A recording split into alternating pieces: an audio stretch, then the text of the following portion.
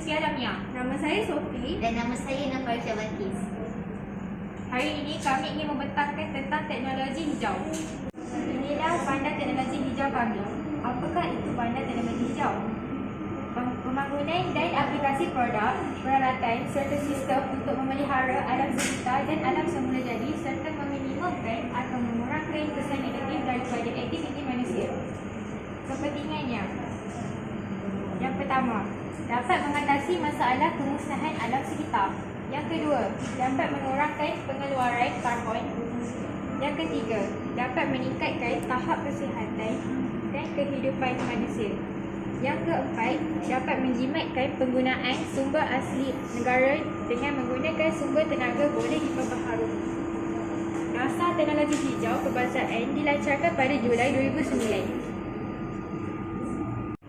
Penggunaan model.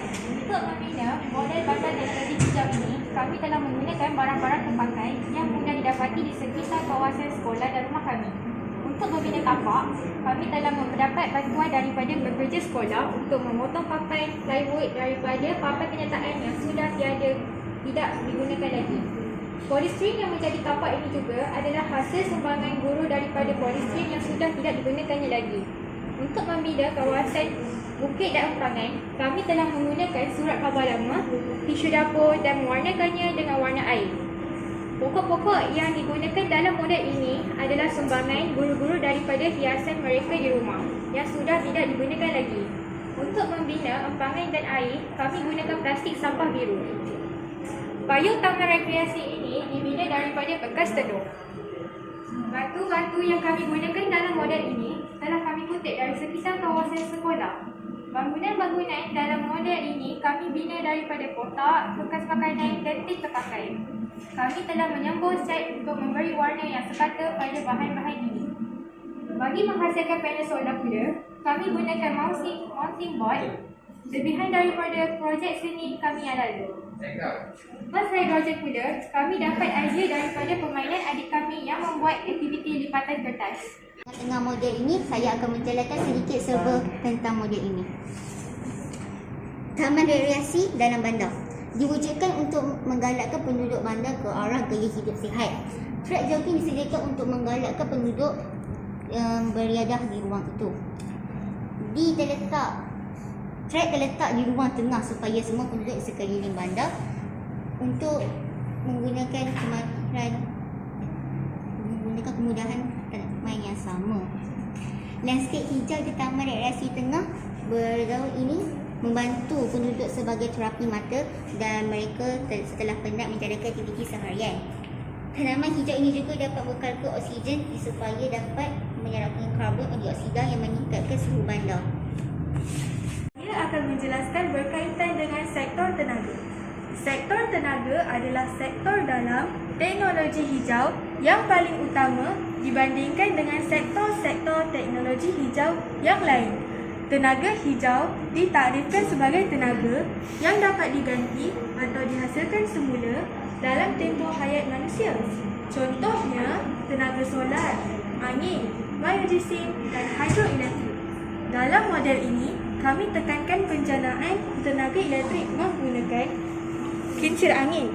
Tenaga elektrik dihasilkan daripada tenaga kinetik yang terhasil daripada gerakan bilah kincir apabila digerakkan oleh angin. Tenaga hidroelektrik yang dapat menjana tenaga elektrik hasil daripada gerakan air yang kuat apabila air empangan dilepaskan yang kemudiannya menggerakkan enjin turbin.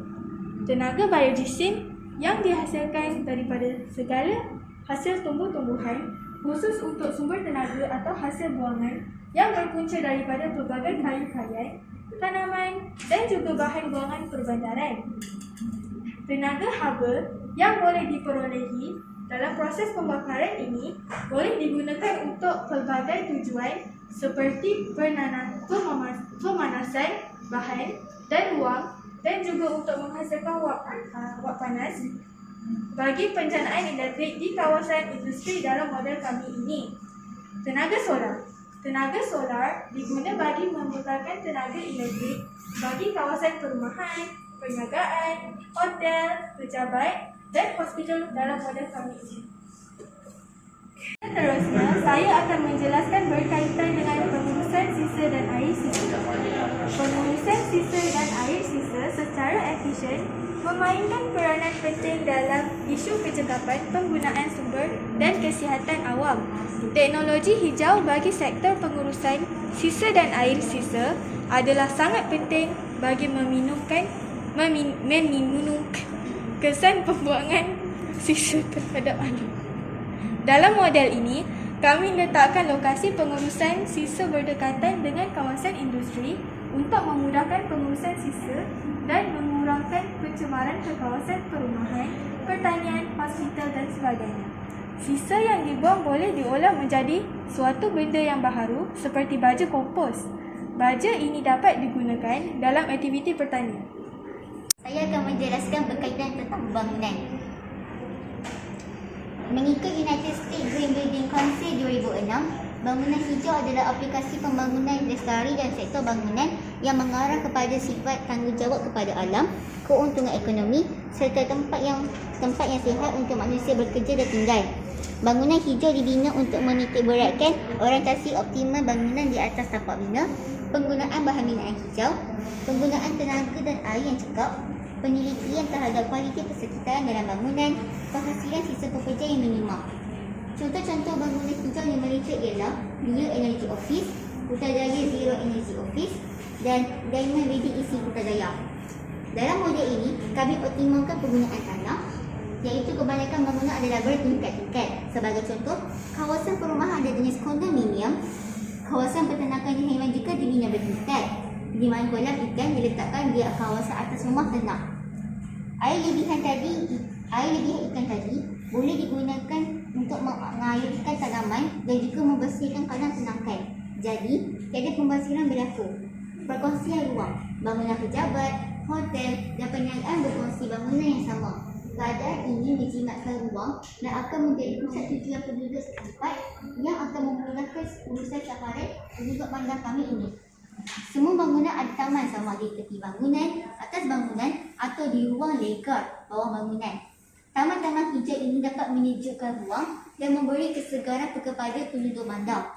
Taman-taman hijau ini juga adalah terapi mata dan minda bagi penduduk setempat. Bangunan seperti hospital, rumah, pejabat, hotel dan premis perniagaan menggunakan tenaga solar untuk memastikan penggunaan tenaga yang cekap. Sektor pertanian dan perhutanan. Saya akan menjelaskan berkaitan dengan sektor pengangkutan. Teknologi hijau dalam sektor pengangkutan lebih menekankan kepada aspek prasarana pengangkutan, bahan bakar dan juga pengangkutan awam. Pengangkutan hijau merupakan kaedah untuk menangani isu jejak karbon negara dan pencemaran alam sekitar. Pengangkutan hijau adalah sebarang bentuk pengangkutan yang memberi impak minimum kepada persekitaran ataupun keadaan yang menggunakan tenaga boleh baharu.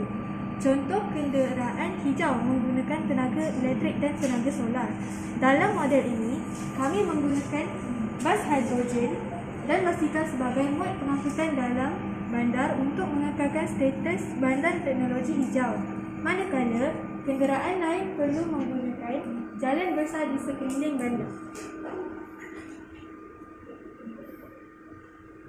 Seterusnya saya akan menjelaskan tentang sektor industri. Perkembangan industri pembuatan dan industri pemprosesan yang agak pesat telah menyebabkan kesan negatif terhadap alam sekitar dan kesihatan manusia. Sasaran teknologi hijau dalam sektor industri ialah menyusun semula, melahirkan kepakaran dalam bidang kejuruteraan, latihan semula operasi dan proses untuk menjadi lebih mesra alam.